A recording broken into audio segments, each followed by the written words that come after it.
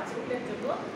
আছে অমিত, আছে লাবণ্য, আছে কেতকী, আছে যোগমায়া দেবী, আছে আরও আছে সিসি, লিসি, এরকম অনেকগুলো আছে। মূল ঘটনা রয়েছে অমিত এবং লাবণ্যের প্রেম কাহিনী, এবং সেই সঙ্গে আরও একটি প্রেম কাহিনী আমরা দেখতে পাবো। 4টি চরিত্র এখানে আছে, কেতকী আর শোভনলাল।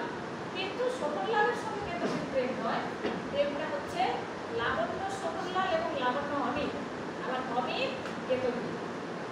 এই যে প্রেমের কাহিনী, সেই প্রেমের কাহিনী শব্দটা তো আমাদের কাছে একটি ছোট্ট শব্দ প্রেম, কাহিনীটা বড্ড অদ্ভুত, বড্ড রোমাঞ্চকর, বড্ড আকর্ষণীয় আমাদের প্রত্যেক পাঠক পাঠিকার কাছে। অমিত চরিত্রটি সে মানে বড় বাড়ির একটি ছেলে, সমাজে কিছু মানে না চাইতে কিছু পেয়ে যায় বা যা পেতে চায় তা তাকে পেতেই হবে। লাবণ্য ভীষণ বিদুষী, বিদুষী বলতে আমি অন্য অর্থ বলছি, মানে স্টাইল কথাটা রবীন্দ্রনাথের ওই উপন্যাসে আছে, ফ্যাশন এবং স্টাইলের পার্থক্যটা বলেছেন, অদ্ভুত অদ্ভুত কথাগুলো আছে। আচ্ছা, নিবারণ চক্রবর্তী বলে একটি চরিত্র, আমাদের মনে হবে নিবারণ চক্রবর্তী যেন রবীন্দ্রনাথ। রবীন্দ্রনাথের ব্যক্তি জীবনে তিনি 80 বছর প্রায় বেঁচে ছিলেন, তাই তো? এই জীবনে তিনি মানে পার্থিব জগতে তিনি ছিলেন 80 বছর প্রায়। তো সেই 80 বছর পর্যন্ত যে ভদ্রলোকটি, যে সাহিত্যিক এত লিখেছেন, মানে সাহিত্য এত উপহার দিয়েছেন আমাদের পাঠক সমাজকে, যে বাকি তার চারপাশের যারা সাহিত্যিক তাদের ইচ্ছার কারণ হয়ে উঠেছিলেন। এবং অনেক সময় দেখবে তোমরা যারা রবীন্দ্রনাথের গান শোনো বা গানের চর্চা করো, কবিতা উপন্যাস যা করো চর্চা, এক এক সময় মনে হয় নাকি তোমাদের যে মনে হয় এ তো আমি, ওই চরিত্রটা আমি বলবো। এই যে প্রত্যেক আমির সঙ্গে একটা ছোঁয়া লেগে যায়, এখানেই তার শ্রেষ্ঠত্ব। কারণ জানোই তোমরা গীতাঞ্জলি লিখে তিনি বিশ্বকবি হয়েছেন, নোবেল পেয়েছেন, ফলে এটা তো কম প্রাপ্তি নয়, এটা বিরাট একটা প্রাপ্তি, এটা সীমাহীন একটা প্রাপ্তি। তো সেই নিবারণ চক্রবর্তী সম্পর্কে এখানে সুন্দর একটি কথা আছে, অনেকগুলো কথা আছে, মানে আমাদের প্রচলিত ধারণাকে যেন সে কষাঘাত করে। আমি যদি তোমাদের বলি যে ভালো জিনিস পৃথিবীতে যত বেশি হয় ততই ভালো, তোমরা হ্যাঁ বলবে না না বলবে? বলো, হ্যাঁ বলবে। ভালো জিনিস পৃথিবীতে যত বেশি হয় ততই ভালো। নিবারণ চক্রবর্তী অন্য কথা বলছে না, ভালো জিনিস পৃথিবীতে যত কম হয় ততই ভালো। না হলে ভালোর ভিড়ে ভালোটা মাঝারি হয়ে যায়।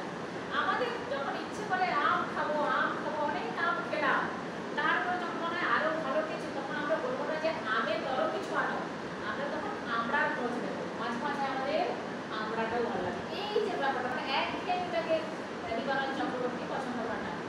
অমিত প্রায়ও তাই, তার যখন বিদেশে পড়াশোনা করতে যাবে, সেখানে কেতকীর সঙ্গে তার আলাপ, যখন তার নাম ছিল কেতকী, কেতকীর সঙ্গে প্রেমালাপ করতে, এটা আমাদের সভ্যতাকে কিছুটা ঠাট্টা করেছেন, বিদ্রুপ করেছেন। মানে আমরা কিন্তু ভারতবাসী ইংরেজের বাহ্যিক যে আচরণগুলো, বাহ্যিক যে আবরণগুলো, সেইগুলোকে আমরা অনুসরণ করেছি, কিন্তু ইংরেজের যে ইংরেজি শিক্ষা, তার যে সংস্কার মুক্ত শিক্ষা, সেটাকে আমরা খুব কম গ্রহণ করেছি। সেই জন্য দেখাচ্ছে যে কেতকী ছিল কেতকী, সে সেখানে হয়ে গেল কেটি, কেতকী মিত্র ছিল হয়ে গেল কেটি মিত্তির। আমরাও নাম দেখানো অনেক সময় একবারে গ্রামীণ একটি পদবী আমাদের, তার সঙ্গে একটা ইংরেজি নাম দিয়ে দিত, সেলিম দাস, এরকম করে দিই তো আমরা। তো এই যে আমাদের বিষয়গুলো, এবং এখানে যখন ছিল কেতকী, যখন প্রথম সে যায় বিদেশে, তখন মানে বলছেন কবি বলবো না, উপন্যাসিক বলবো এখানে বলবো না, বলছেন যে বাঙালির দীর্ঘ কেশ গৌরবের প্রতি গর্বের সহিত কেটে দিয়েছি কাঁচি চালিয়ে। মানে বাঙালির দীর্ঘ কেশ হলো, বাঙালি মেয়ের শান্ত দীর্ঘ কেশটাকে তার গৌরব মনে করে, সে সেখানে গিয়ে কি করেছে, চুলটা কেটে দিয়েছে, মানে একদম গর্বের সহিত কাঁচি চালিয়েছে, এবং তার চুলটা ব্যাঙাচি লেজের মতো হয়ে গেছে, এবং সে পুরোনা জুতো করে, হাই হিল, বুঝতে পারছো? আগে তার চোখের দৃষ্টিতে একটা গভীরতা ছিল,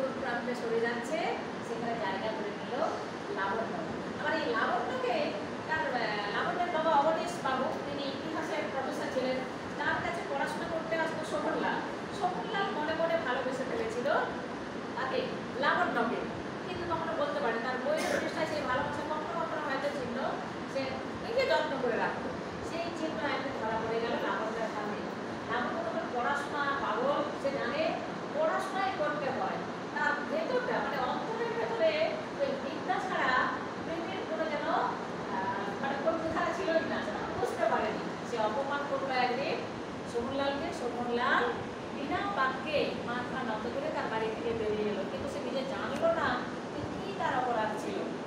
আলো এসেছে মনে মনে, কিন্তু কোথাও কখনো সে সেটা প্রকাশ করতে। ভাগের একটা কারণই ছিল লাবণ্যের।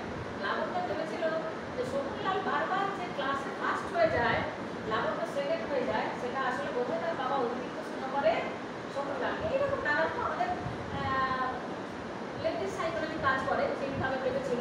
কিন্তু যখন অমিতের প্রেমে পড়লো এবং অমিতের প্রেম থেকে আবার তাকে বেরিয়ে আসতে হলো, প্রেম থেকে বেরোনো যায় না, সম্পর্কে একটা কখনো কখনো তার বাস্তব রূপ দেখে সেখান থেকে আমাদের বেরোতে হয়।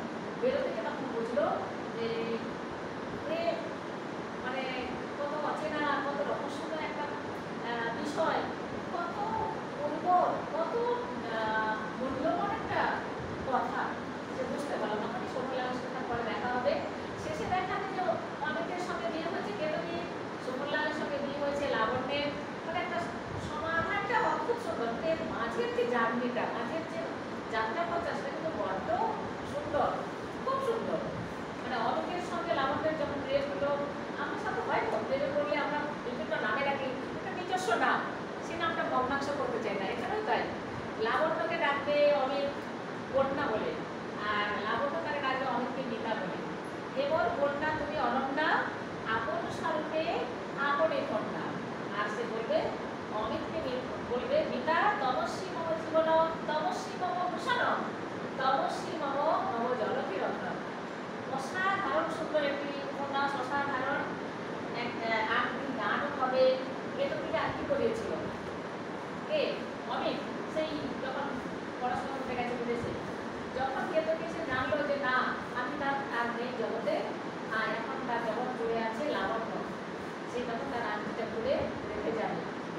এদিকে সেইটা দেখে তার মাথা মনে হবে না মানে লাবণ্য যে না, এটা এই যে প্রেমের তাদের যে ফাঁক খবর, এই যে প্রেম থেকে দুজন দুদিকে সরে গেছে, এটা শুধু কেতকীর জন্য দায়ী নয়।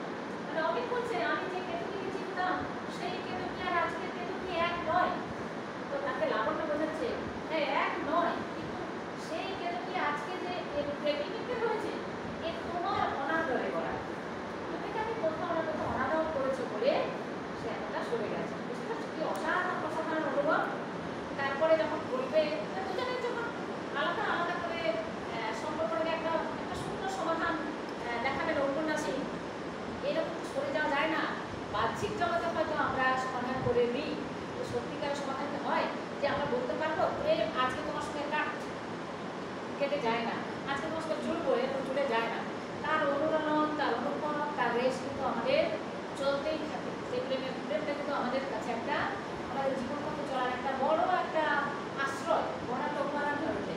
সেই জন্য বলবে মানে উপন্যাসে শুধু করে একটা বলবে যে অমিতের জীবনে দুজনেই থাকলো, লাবণ্যও থাকলো, কেতকীও থাকলো। কেতকী তার স্ত্রী হয়ে গেল, লাবণ্য তার মানস প্রিয়া হয়ে গেল। যে ঘরে আসে না সে তো মনের কিন্তু আনাগোনা করে, তাই তো? যে ঘরে আসে তার সঙ্গে কতটা থাকে জানি না, সেটা বলতে পারবো না। প্রত্যেকে তোমরা একদিন তোমরাও বাঁধবে বা ঘরে যাবে অন্য কোনো ঘরে, তখন আমাদের প্রতিদিনের নিত্য নতুন কি আমরা কি বলি, চাল নেই, ডাল নেই, নুন নেই, তেল নাই, এইগুলো নাই নাই নাই, বড় একটা নায়ের পাহাড়ে আমরা তখন হাবুডুবু খাই। কিন্তু যদি শুধু প্রেম নিয়ে যদি একটু দূরে যাই, প্রেম কিন্তু একটা অমূল্য সম্পদ, তখন আমাদের কাছে সেটা অনেক কিছু আছে, মানে বাইরে থেকে সেটা দেখা যায় না, কিন্তু ভেতরে সে জানিয়েই থাকে। তো বলবে যে অমিত বলবে যে দুজনেই আমার জীবনে থাকলো, একজন আমার ঘড়ায় তোলা জল কলসিতে করে প্রতিদিন আমাদের ঘরে জল লাগে, আরেকজন আমার দিঘি, ঘড়ায় তোলা জলও প্রতিদিন আমাদের প্রতিদিনের কাজে লাগে।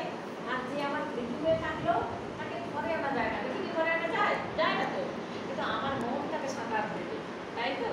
কি সুন্দর কথাটা, যে কেতকী আমার ঘড়ায় তোলা জল, প্রতিদিনের কাজে তাকে আমার প্রয়োজন। আর লাবণ্য সে রইল আমার দিঘি হয়ে, তাকে ঘরে আনবার নয়, আমার মন তাকে সাঁতার দেবে। সেই জন্য ওদের যে একেবারে বিদায়ের যে কবিতাগুলো, অনেক কবিতা আছে, অনেক অনেক কবিতা।